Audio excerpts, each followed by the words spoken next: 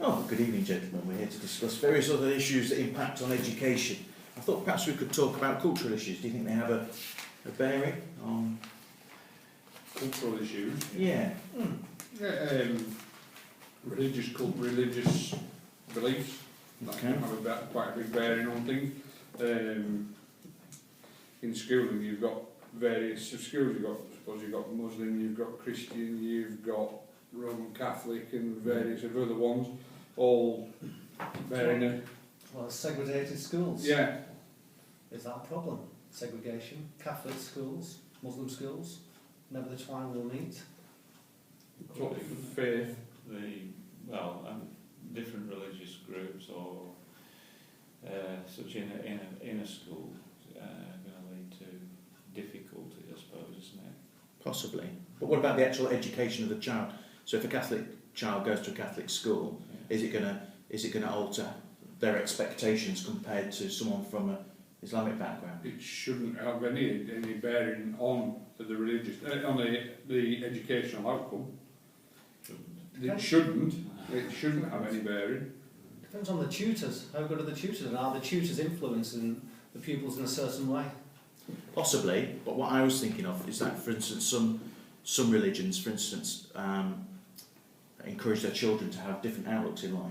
So, for instance, one particular religion might encourage a child to be more interested in, rather than higher education at a university, to maybe focus their attention on more practical skills to become more a family figure and contribute to the family and earn a living, rather than going to the higher education. If their origins start from that way, it might be very difficult for a tutor to influence it any other way. Sorry. Do you think that religion has a bearing on the academic outcome of a student? Can do. Yes, I do.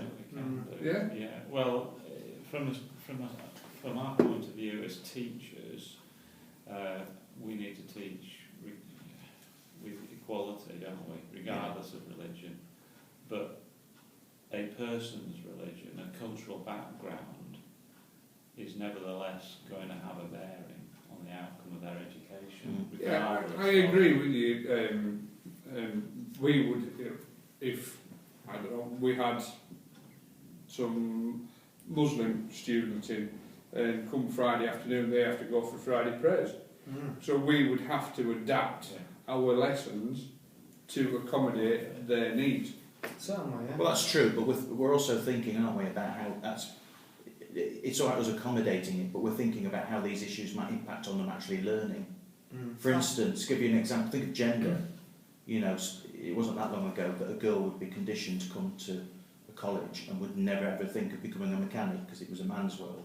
They went to secretary school, catering college, and or something like that. Yeah. So it was like their perceived route of education. They're blinkered, in other words. Yeah. They're blinkered. They've got one track in front of them. Yeah. Perhaps. Yeah, but they might not see it as an issue. No. For them, it's just a way of life. It's a choice, isn't it? Yeah. It's similar. Does that mean that we then have to? Well, this is where the problem is. As tutors, we might think, well, that's not probably the best way. Yeah, Well, is it really our responsibility to influence them? Religion and gender, should have no bearing whatsoever on an outcome. That should be. You've got to go past that. You've got to get past that as a tutor. We have to get past the. We've got a girl that's a level 3 joiner. What's wrong with that? Her work is perfectly good, and just as good as any male student in my group that's a level 3 joiner. But better than some. So do you think there's a difference then? We're going to have to move on in a minute. But do you think there's a difference between maybe encouraging someone to come away from gender stereotypes, saying girls can't and boys don't? Is there a difference between that and maybe somebody being railroaded down a particular life choice because of a religion? Is that an area we cannot go into? I think at the moment we can't, but it shouldn't be that way, should it? We should be able to have an impact on religious. Yeah, but they might not want you to. I'm sure they don't. I'm sure they don't. As a tutor, personally, that's a boundary I never cross. I don't get involved in any religious beliefs, same as any gender beliefs or anything. I've got a completely open mind about it all. I think you've got to have. But it doesn't. Whether you see, this is the issue, isn't it? Whether they're of a particular belief, they're of a particular orientation, they're of a particular gender, it doesn't stop them learning what they want to learn. And it doesn't stop us as tutors. Or it shouldn't. It shouldn't. Delivering that lesson. I noticed when I was researching, when we studied that material last week, Jeff Petty wrote that he said few teachers intend to give unequal opportunities, yet most do. And in gender, you mentioned that research shows that many teachers have different expectations of males and females. So it does happen. We know it shouldn't. So it's something we have to continue. I think it depends on your field of expertise. Like mine, construction and catering, sign or whatever field we're in, horticulture. But does that still, we shouldn't look at it and say, well, it's a man's world. That you can't really step into that. No, we shouldn't. Do you think that should motivate you to be maybe using more positive discrimination? And because you're involved in what was a male-dominated area, to maybe go as much as you can the other way to encourage girls into it? Personally, yeah, I think it's a good thing. Right. Okay. On a cultural sort of aspect as well, we've got the travellers, and their limited education by the way they live. They're moving about from putting their children in school to school to school. What sort of education do we think that they're having? That's a cultural issue.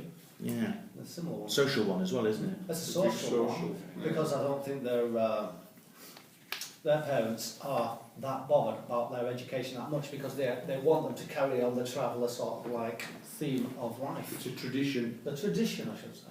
They're involved in a traditional way of life. Now, interestingly, my don't want to lose that. my family are from those roots originally, and again, why should it have an impact on their education? But it makes you wonder if it does. Let me just read to this. It was a study done by the Institute of Education from London University in 2012, and it said those who are born into poverty and remain in poverty routinely perform worse than any child of the same age who aren't in poverty.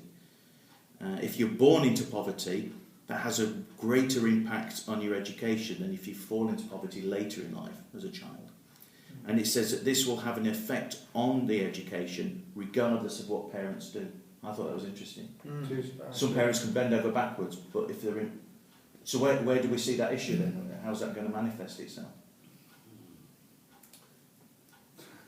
I thought that's a government issue, isn't it? Well, I did, but I thought about, for instance, if you're going to take it to the end... Political. Yeah, but if you think about the impact on their education, if they're from a poor background, and obviously the money's not there for them to enjoy maybe some of the school trips or the CV builders, when it comes to maybe applying for university and there's 2 applications before them, and one university application's got great grades and this kid's been up the Alps and been swimming down rivers in Borneo or whatever, and the other one hasn't, they're going to go for the, if they had a choice, for the more expanded application, aren't they? So already they're at a disadvantage, aren't they? Because they haven't had money for equipment. There is definitely a line, I think, within these. It's a social issue, isn't it? It is. It's a big, huge social issue. Those that have and those that haven't. And there's families born into challenging antisocial areas who feel the need to isolate themselves. Well, a lot of that's really out of the realms of the tutor. All we can do is ensure that we have the equal opportunities to whatever line of education we want. It's just we've got the duty to deliver an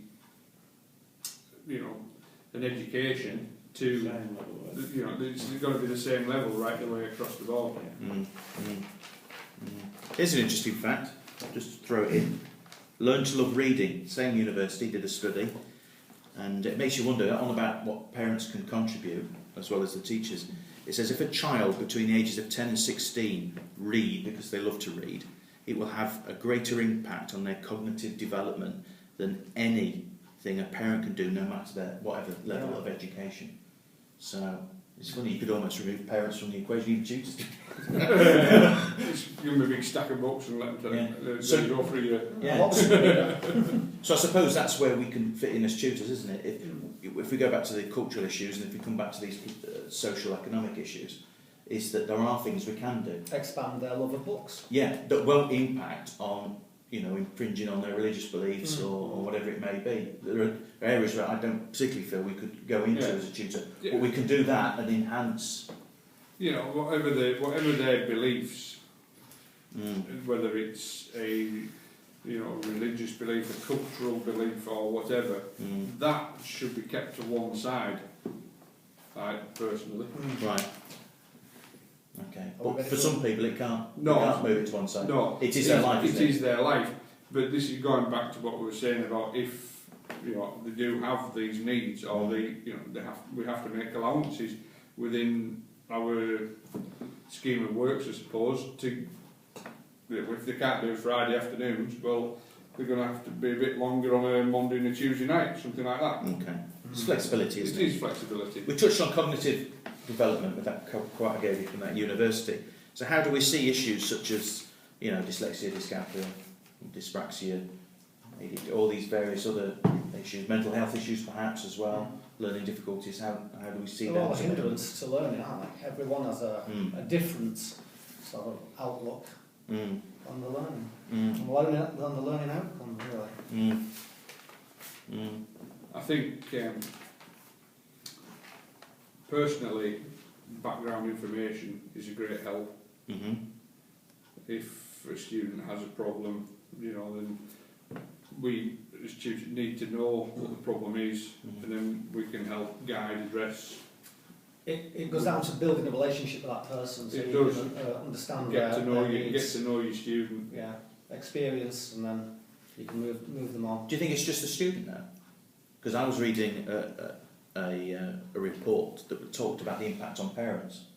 Are we all parents here? Yeah. Now, we have aspirations for our kids when they're born. Yeah. And for some parents, if slightly down the line, when they think their kid's going to be the next, astronaut, that suddenly they realise that there's a learning difficulty, suddenly those dreams are shattered, and they can go through a grieving process. They need support as well as the child, if they're going to work as a team to help with the education. So perhaps as tutors we need to be thinking about those issues. Again, getting to the parents, so it's not very little you can do. No, except be positive. Yeah, I think so parents are, I would say, I don't know the percentage, but it's quite a huge percentage that will be supportive of their children. Yeah, you're going to have the ones that aren't going to be bothered. They'll only turn up at tea time when it's ready, and then disappear off out. And the parents. It's that initial grief that the report was talking about. It's like you have this dream, and then so it's shattered. Give them a bit of time to recover. Perhaps you would hope.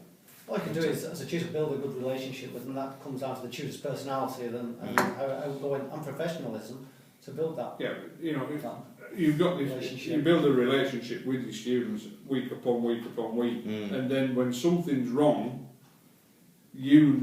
something's wrong, and you can see it in them. Then you can, everything. You can pull them to one side and everything all right. Something you want to talk about? I'm always here. If I can help you with anything, and just leave them to. Oh no, I'll be all right. Or Sorry, it's interesting you should say that, because on the issue of sensory impairment, the Royal National Institute for the Blind published a quality standard document for bodies such as this college, and the very first thing that they put is high aspirations, and then to encourage the student to have high aspirations by setting the model, and it's like helping them to realise that, all right, you might be hard of hearing, you might be going blind, or it doesn't mean you cannot contribute. You should teach your students to be the best they can be. Yeah. The best of their ability, always be the best of what they can be. And it also said about not putting them into scenarios where it demoralises them. So for instance, you say, oh yeah, you're going to be great, and then you stick them in a work placement where they're bound to fail. So it's thinking about not engineering situations, but putting them in realistic situations that's going to happen. Yeah, so you're not setting your students up for failure. That's right. Yeah. Mm. Don't build them up so they can fall down. Yeah, very There's good. a wall. Good stuff. Okay, thank you very much. I think I'll do. Is that us? We covered all that. Oh yeah, but we're on 15 minutes.